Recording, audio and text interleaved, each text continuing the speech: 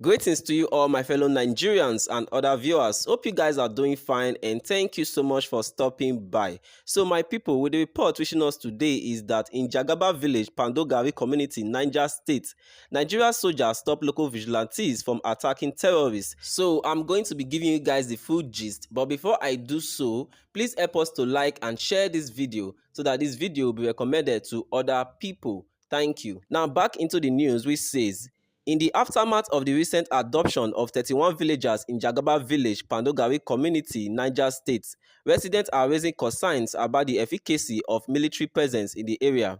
A group of more than 50 terrorists reportedly targeted the village, striking around 11 p.m. on Thursday. Despite distress calls from local residents claimed that the security forces stationed in the vicinity remained inactive during the attack.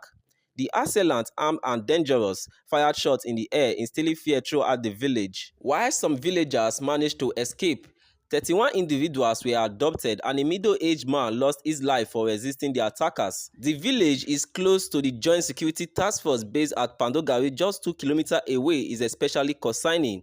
Locals allegedly called the security team in a desperate attempt to get help, but they supposedly got no answer. Moreover, the security personnel allegedly stopped local vigilantes from intervening and they gave no justification for their actions. Daily Sun reports that the villagers informed the security task force about the village attack and the kidnapping of individuals, but they failed to respond. The security task force prevented the local vigilantes from pursuing the bandits despite their desire to do so. We are not sure why they resisted going after the people and stopped the neighborhood vigilantes from attacking the bandits. So my people, a lot of persons actually gave their opinion on why the soldiers refused to involve themselves in the terrorist attack, which I'll be reading out for you guys. And the first person here says, "It's not today we are hearing about army protecting Fulanis, bandits, terrorists, herdsmen. So many attacks and kidnapping have happened on different occasions in different communities. Villagers killing, burning house, life and properties worth billions of naira being lost every day." In the north region, some of the eyewitnesses always complain about military backing up the terrorists, that when the terrorists finish with their attack, that's when you see the presence of the military. Yet, Defense HQ will come out to debunk it and say it is lies, that Nigeria shouldn't believe such an eyewitness.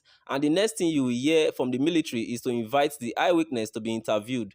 Who is in charge of the Nigerian army? We can't continue like this. Nigerians cannot be killed every day like flies. President Tinubu needs to do something to bring a stop to killings of Nigerians by these terrorists. Another person also commented saying, "Nigeria is becoming a jungle.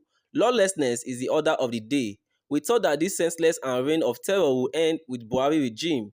Each governor should immediately set up their vigilante group and arm them with modern-day weapons against terrorism and terrorists." And the last comment I'll be taking here says, "Jonathan said it that there are Boko Haram members in the military and his government. These complaints have been going on for some years now without taking actions against the criminal soldiers. In the next few hours, you will see soldiers coming up to defend themselves without investigation." So my people, driven by this matter, we decided to make some research on why some of our Nigerian soldiers are like this. Number one is that some of these soldiers are involved in this terrorist act. Number two is that some of these soldiers are driven by ethnicity and religion. And lastly, some of these soldiers, their welfare are not being taken care of by the government. So while I was making my research, I saw an article which says, "We are suffering. For some of us, our 50,000 naira salary cannot even buy 50 kg bag of rice." Nigeria soldier writes President Tinubu. The soldier also urged Tinubu to take his anti-corruption war to armed forces, lamenting the non-payment of the government 35,000 naira monthly palliative to workers. According to the unnamed soldier in an open letter written on behalf of his colleagues to the president, the reason why some soldiers are involved in criminal activities is because of poor welfare. The letter, dated January 27, 2024, was titled "Expression of Concern Regarding Poor Welfare and Salaries of the Armed Forces Soldiers." So my people, I'm going to be reading you guys the letter, and it says, "We, the soldiers of the Armed Forces of the Federal Republic of Nigeria, are writing this open letter to respectfully express our deep concern and disappointment regarding the ill treatment experienced by soldiers, particularly those serving in the Nigerian Army.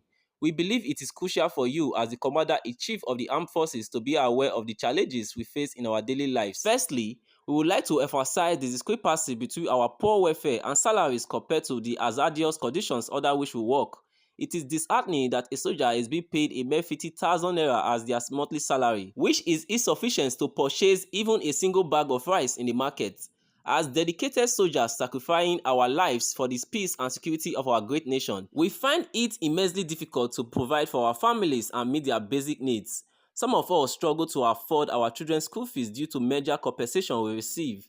Furthermore, it is alarming that soldiers serving Nigeria must use a significant portion of their salaries to purchase uniforms and other necessary equipment required to carry out our duties. A soldier's uniform costs more than their 1 month salary, leaving very little for their families' upkeep. We question how soldiers are expected to cope with the financial burden they face while serving their country. If Nigeria is unable to cater to the well-being of its soldiers, we respectfully request that the recruitment of younger individuals into our ranks be altered. It will be unjust to subject them to a system that neglects their welfare. Moreover, for soldiers who have dedicated their lives to the service, we propose a reduction in the years of mandatory service to a minimum of 10 years or 15 years. Alternatively, provisions should be made to allow soldiers to engage in side hustles that can provide additional income for themselves and their family. According to the letter, the military requires comprehensive reform as there are several areas that require urgent attention to prevent further complications. He said, rank and file soldiers who shoulder the majority of the workload are often unrecognized for their hard work and dedication. Additionally, they are not well compensated or provided with adequate time to visit and care for their families. It is disheartening to witness master warrant officers who have risked and dedicated 30 precious years of their lives to serving this great nation being assigned only menial tasks without proper consideration.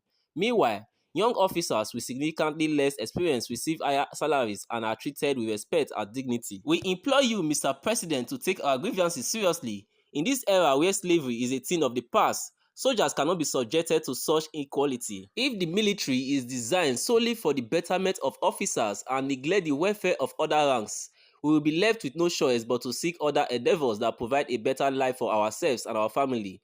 We all have responsibility and aspirations to raise good and responsible families just like the officers. Additionally, we would like to remind you of your promise to pay all federal government workers the sum of 35,000 naira per month for a period of 6 months as palliative for the hardship we faced in the past year.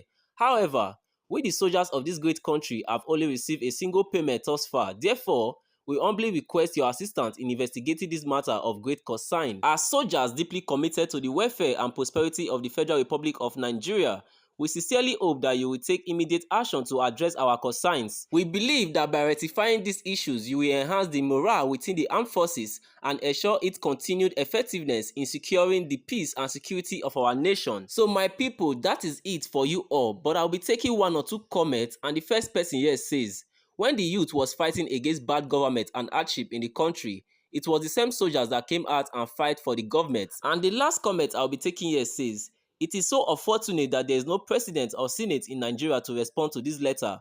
As usual, Army Pro will come out and debunk this letter and label the writer as unscrupulous elements.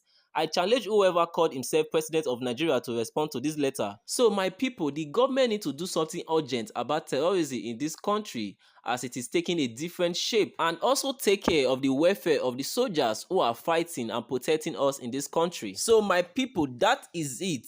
Please let us know your opinion in the comment section, and please help us to like and share this video so that this video will be recommended to other people. Thank you so much for your time.